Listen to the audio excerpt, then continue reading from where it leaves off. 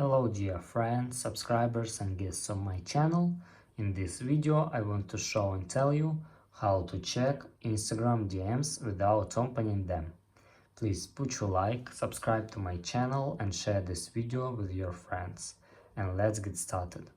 So first we need to go to Instagram. After that, go to our profile, click on three lines in the upper right corner. After that,